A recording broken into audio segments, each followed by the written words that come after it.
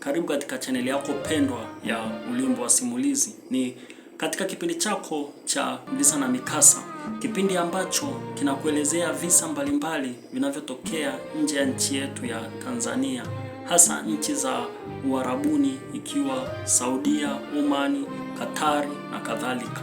Leo tuko na dada Lucy, ana mengi sana kutusimulia. Hebu tuungane naye tujue ni nini hasa kilichomkuta. Dada Lucy ni mwenyeji wa nchi jirani, nchi ya Kenya, yuko huko Oman. Ana mengi sana kutusimulia. Karibu. Habari zenu. Kwa majina mimi naitwa Lucy Wangari. Nimetoka Kenya. Mimi ni Mkenya. Nilikuja Saudi Arabia 2020 January 22. Kwa huo mwaka wote na mwaka wa 2021 nimepitia mangumu. Nimepitia hali ngumu, nikaomba msaada. Ila yote ilikuwa sikuwa napata msaada wote.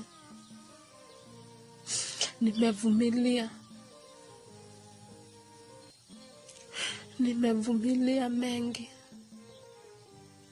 Kuchapwa.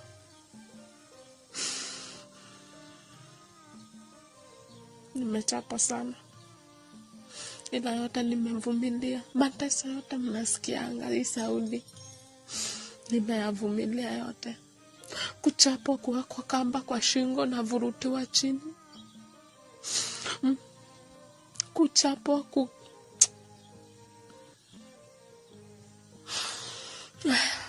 Mara ya kwanza kuchapwa nilikuja. Mle niliingia mimi nilipa presi yenye nilipewa ya kulala, hiyo ndio nilivuja moyo kabisa, ikanivuja nikashindwa huku nimekuja wapi.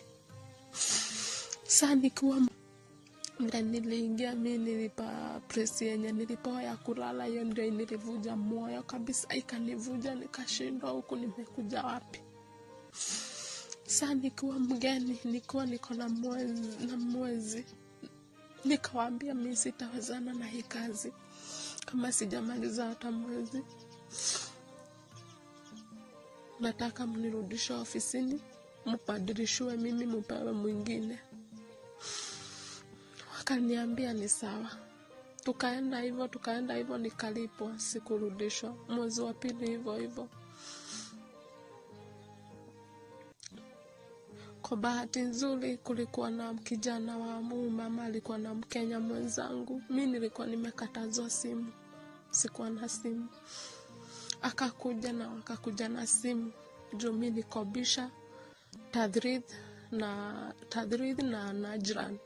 So mimi niko desert ndani, so Najran ni town iko karibu na Tadrid ni town iko karibu, so niko katikati ya Tadrid na Najran.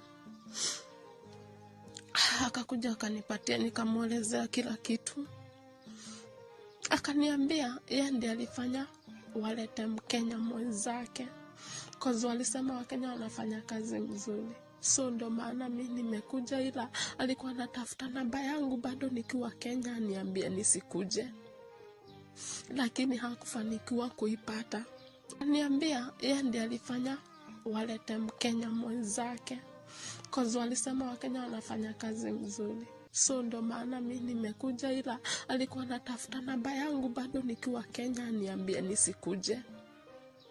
Lakini hakufanikiwa kuipata wakati alisikia wanaleta Mkenya. So wakati alikuja alinisaidia na namba, nilipigia agent wa huko. Nikamuuliza kwani nafanya kazi aje bila simu, sina venye na communicate na familia yangu. Alafu presi ya kulala nika-complain na pia na kazi. Akaniambia kazi hiyo ni kawaida Saudi. Lakini presi ya kulala na simu kwanza wanafaa wakupatia wifi ama kununulia sim card. Mimi nikasema hakuna yenye nakata. Lakini atajulisha sponsor wangu. Nikampea details zangu. So kesho yake benye walijua nimepigia agent simu, Waliamka na kisirani na kelele. Mimi nikaona sitaweza kuvumilia, nikakuja kwa room, nikakaa, nikawaambia mimi nataka mnirudishe ofisi. Niliamshwa na vita. Niliamshwa na vita ya waya hii ya socket. Socket hii iko na waya kubwa ya stima kama imeshikanishwa mara 3. So ikabidi niendelee ndani. Later walisema ati kuna corona, itabidi nigoja corona ishe. So mimi nikagoja. Niligoja corona. Hiyo mwezi yote ilikuja ikafuata ni Ramadhani. Mimi hakuna mateso sikupitia. Sikutusiwa, sikufanywa, hakuna yenye sikupitia. So kutoka hapo nikaendelea na kazi, nikaomba msaada hadi kwa embassy. Embassy ili nichauli nitoroke. Later venye mimi niliona mateso imezidi, nikatoroka tena.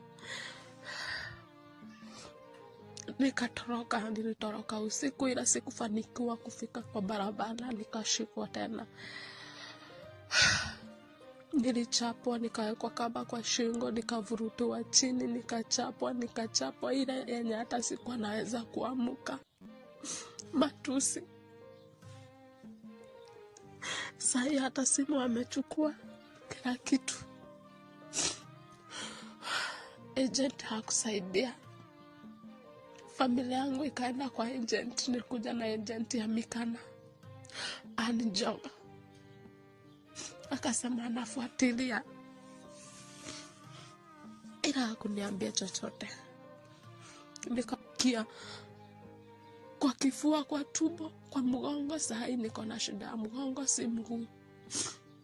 Niko na shida ya backbone sahi, lakini kazi naambiwa lazima ufanye. So mimi najikaza, yenye nafanya. Yenye inanishinda mimi naacha, lakini najikaza. Nimeongea na ananiambia tu she is working hard.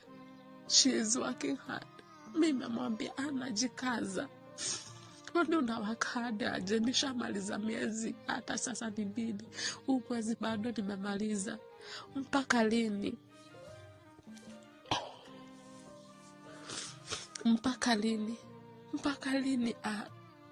Ofisa huko inasema tu she is coming tomorrow yenye ifiki.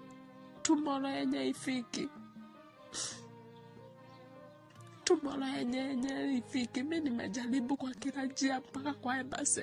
Sasa hata nikatext embassy, huwa inasema hata mtu akawa text inasema iko na kesi yangu.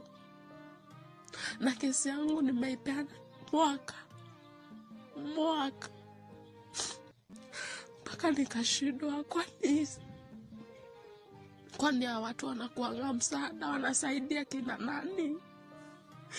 Embassy yenyewe ndio inakushawishi utoroke, ila bila kuangalia ukishashikwa. Kwani ya watu wanakuanga msaada, wanasaidia kina nani? Embassy yenyewe ndio inakushawishi utoroke, ila bila kuangalia ukishashikwa.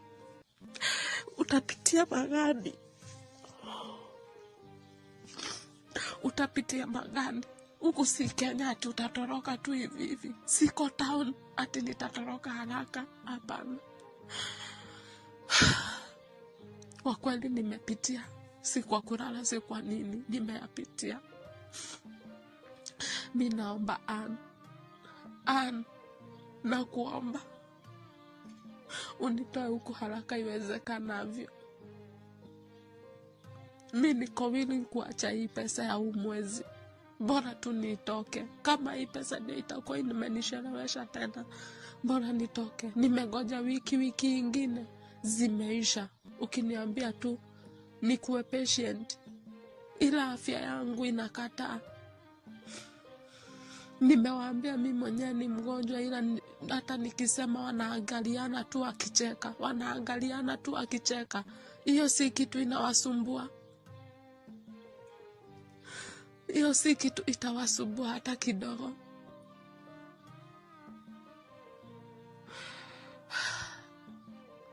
naomba